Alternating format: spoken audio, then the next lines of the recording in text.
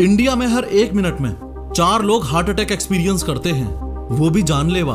पर लोगों ने इस दिल की कभी नहीं सुनी। पूछो क्यों? क्योंकि इन लोगों का एज ग्रुप 30 साल से 50 साल का था।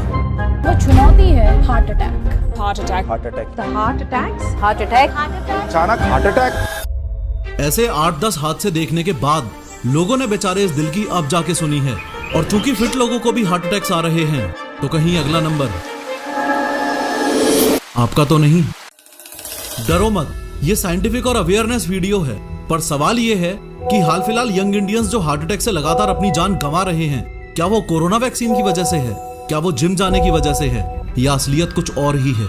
और हाँ, What's one thing you would never do as a cardiologist? I would never. Last में इस बारे में भी बात करेंगे।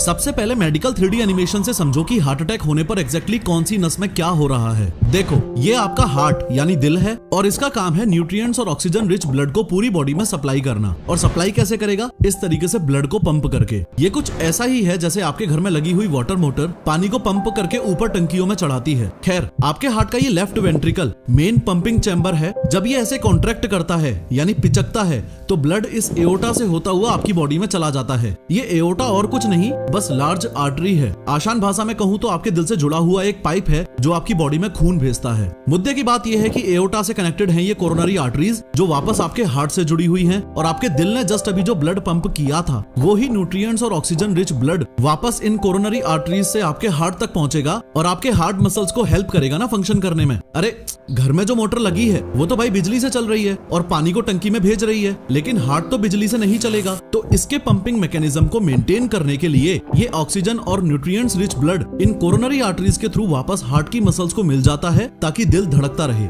इतना समझ आ गया तो अब ये भी समझो कि हार्ट अटैक के टाइम एग्जैक्टली होता क्या है। हार्ट अटैक के समय ये जो कोरोनरी आर्टरीज हैं, ये ब्लॉक हो जाती हैं। बस इनके ब्लॉक होने को ही हार्ट अटैक बोला जाता है, क्योंकि कोरोनरी आर्टरीज बंद हो जाएंगी तो धीरे धीरे हार्ट मसल्स को ऑक्सीजन ना मिलने से हार्ट मर जाएगा। उससे पूरी बॉडी में ब्लड और ऑक्सीजन नहीं पहुंचेगा और इवेंचुअली इंसान की डेथ हो जाएगी। यहाँ तक आपको ये तो समझ आ गया कि पूरी दुनिया में हार्ट अटैक सिर्फ एक कारण की वजह से हो रहा है, जो है एथेरोस्क्लेरोसिस। घबराओ मत, मेडिकल लैंग्वेज में इन आर्टरीज के ब्लॉक होने को ही एथेरोस्क्लेरोसिस बोल दिया जाता है। पर इस वीडियो के टाइटल को मद्देनजर रखते हुए अभी भी हमें ये पता लगाना है कि आजकल यंग इंडियंस में ये आर्टरीज आखिर क्यों ब्लॉक हो रही हैं। देखो, ये आपकी कोरोनरी आर्टरी है, इसमें ये ब्लड फ्लो हो रहा है, लेकिन इंसान की कुछ हरकतों की वजह से यहाँ आर्टरीज की वॉल्स पे ऐसे फैटी सब्सटेंसेस इकट्ठे हो जाते हैं जिसे प्लैक बोलते हैं। इस प्लैक की वजह से आपकी आर्टरीज नैरो हो जाएंगी और आपकी हार्ट मसल्स तक ना के बराबर खून पहुंच पाएगा। हार्ट अटैक के मैकेनिज्म को बेटर समझाने के लिए मैं कुछ रियल लाइफ एग्जांपल्स को साथ लेके चलता हूँ। 10 अगस्त 2022 को कॉमेडियन राजू श्रीवास्तव को जिम में हार्ट अटैक आता है और धीरे धीरे मार्केट में खबर फैल जाती है कि भैया जिम मत जाओ, जिम जाने से तो हार्ट अटैक्स आ रहे हैं। लेकिन क्या इस बात में जरा भी सच्चाई है? नो। तो राजू श्रीवास्तव सर को जिम में हार्ट अटैक क्यों आया? ध्यान से समझो। कोई भी इंसान जब जिम में वर्कआउट करता है तो उसकी बॉडी में ब्लड तेजी से पंप करता है और प्रिस्क्राइब्ड लिमिट को क्रॉस करके हाई इंटेंसिटी वर्कआउट करने पर ये जो आर्टरीज की वॉल्स हैं, ये रप्चर हो सकती हैं और कुछ इस तरीके से प्लैक इन आर्टरीज को ब्लॉक कर देगा, जिससे हार्ट मसल्स तक ऑक्सीजन ना पहुंच पाने से हार्ट बीट करना बंद कर देगा। तो क्या इसका मतलब ये हुआ कि आप जोर लगा के एक्सरसाइज करोगे तो आपकी आर्टरीज भी रप्चर हो जाएंगी और आपको भी हार्ट अटैक आएगा? नो। तो क्या इसका मतलब ये हुआ कि ऋतिक रोशन और जॉन अब्राहम का ट्रेनर क्रिस ग्रेथिन जब कहता है कि लास्ट रैप में अपनी पूरी जान डाल दो तो वो गलत है? No. And so I would train to absolute failure, meaning that I couldn't do one more rep, even if my life depended on it, around 50 repetitions.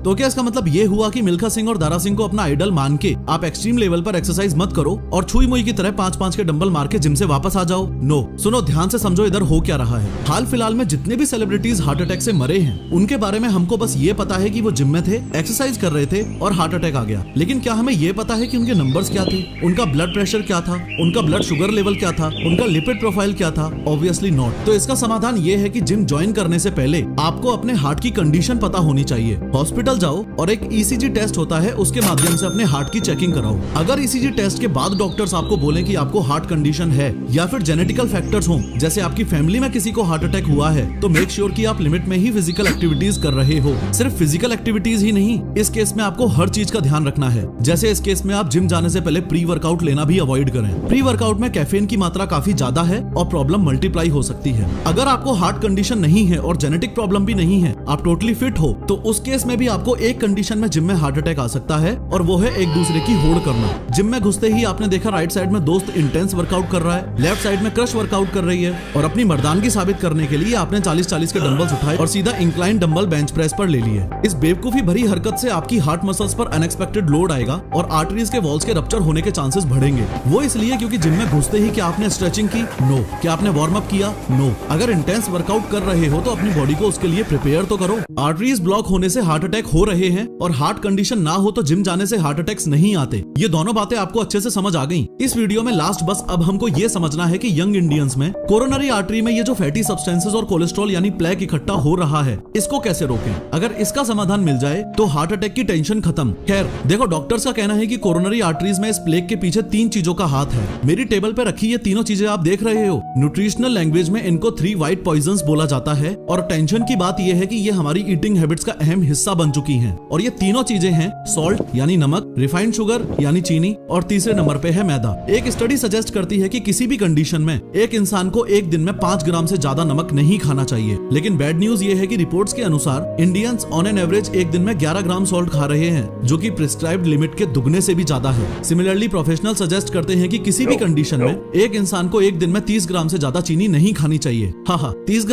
ग्राम तो हम 2 बार की चाय में निपटा देते हैं। और रही बात मैदा की, तो मैदा तो लिटरली आपके डाइजेस्टिव सिस्टम में चिपकता है। न्यूट्रिशनल लैंग्वेज में मैदा को ग्लू ऑफ द गट बोला जाता है। कारण यह है कि मैदा में कोई न्यूट्रिशनल और फूड वैल्यू तो है नहीं, क्योंकि इसकी प्रोसेसिंग के टाइम फाइबर्स तो निकाल लिए जाते हैं। इसे खाते ही जाके ये आपके इंटेस्टाइन में चिपकेगा, आपके डाइजेस्टिव सिस्टम को स्लो डाउन करेगा वो अलग और फैट बढ़ाएगा वो अलग। अरे मैदा तो फिर भी प्योरली कचरा है। आयुर्वेदा में तो ये तक भी मेंशन्ड है कि रेगुलर बेसिस पर तो व्हाइट राइस और गेहूं भी नहीं खाना चाहिए, क्योंकि इनके भी रेगुलर कंजम्पशन से मेद रोग और ओबेसिटी बढ़ने के फुल चांसेस रहते हैं। इस पॉइंट को बायोलॉजिकली आप ऐसे समझो कि जब आप शुगर और एक्सप्रेस कार्बोहाइड्रेट्स कंज्यूम करते हो, जैसे processed fruit juices, cold drinks, मिठाइयाँ और प्रोसेस्ड शुगर एक्सेट्रा, तो आपकी बॉडी में शुगर लेवल अचानक से ऊपर जाता है। लेकिन उस समय बॉडी को इतने शुगर की नीड है नहीं, तो बॉडी इंसुलिन सिक्रीट करना शुरू कर देती है, जो उसे फैट में कन्वर्ट कर देता है। यही कारण है कि बाबा रामदेव आपको इतने सालों से चिल्ला चिल्ला के समझा रहा है कि इस गुलाब जामुन और बंगाली मिठाई का 95% आपकी बॉडी के अंदर जाके फैट में ही कन्वर्ट होना है। और अगर आप लगातार खाओगे तो बाहर से देखने में तो सिर्फ 8 मंथ्स प्रेग्नेंट दिखोगे, लेकिन अंदर से पेनक्रियाज में सूजन आएगी और ग्रेजुअली डायबिटीज के रास्ते भी खुल जाएंगे। सॉल्ट, शुगर और मैदा की बुराइयां सुनने के साथ आप ये भी अच्छे से समझ लो कि अमेरिकन या दूसरे देश वाले कोई दूध के धुले हुए नहीं है। मॉडर्न लाइफस्टाइल ही ऐसी है कि पूरी दुनिया ही कचरा खाने में लगी हुई है। लेकिन फिर भी इंडियंस को हार्ट अटैक इसलिए ज्यादा आ रहे हैं क्योंकि इंडियंस के साथ जेनेटिक इश्यूज भी हैं। हमारे जेनेटिक प्री डिस्पोजिशन की वजह से इंडियंस में हार्ट अटैक के चांसेस वेस्टर्न कंट्रीज के मुकाबले 3 गुना ज्यादा हैं, जापानीज के मुकाबले 6 गुना ज्यादा हैं और चाइनीज के मुकाबले 20 गुना ज्यादा हैं। कहने का तात्पर्य ये है कि हम ऑलरेडी एक लोडेड गन है और उसको stressful life, smoking, alcohol, improper sleep, नमक, चीनी और मैदा वाली वेस्टर्न लाइफस्टाइल के साथ कंबाइन किया जाए तो दिल पे गोली चलेगी ही चलेगी। रही बात कोरोना वैक्सीन की, तो कई स्टडीज में ये बात सामने आई है कि जिन जिन लोगों को mRNA वैक्सीन लगी थी, उनमें से काफियों में हार्ट इश्यूज नोटिस किए गए हैं। लेकिन ऐसे हार्ट इश्यूज जो बहुत रेयर एंड माइन्यूट हैं और कंप्लीटली रिकवरेबल हैं, जिन्हें मेडिकल लैंग्वेज में मायोकार्डाइटिस बोलते हैं। कोरोना वैक्सीन लगने से किसी को हार्ट अटैक तक आ जाए, ऐसे केसेस सामने नहीं आए हैं। लेकिन अगर आप मुझसे पर्सनली पूछते हो कि मैं इस बात पर कितना भरोसा करूंगा, तो मेरा आंसर है रत्ती भर भी नहीं।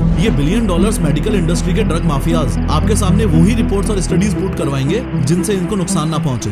फाइनली आप समझ चुके हो कि हार्ट अटैक से बचने के लिए ये 6 रियली इंपॉर्टेंट बातें आपको ध्यान रखनी है। लेकिन इन सबसे ज्यादा जरूरी है ये 7वीं बात। कान खोल के सुनो, हार्ट एक्सपर्ट्स क्या बोल रहे हैं। What's one thing you would never do as a cardiologist? I would never smoke. I would never smoke anything. I would never smoke. I would never smoke. Smoke.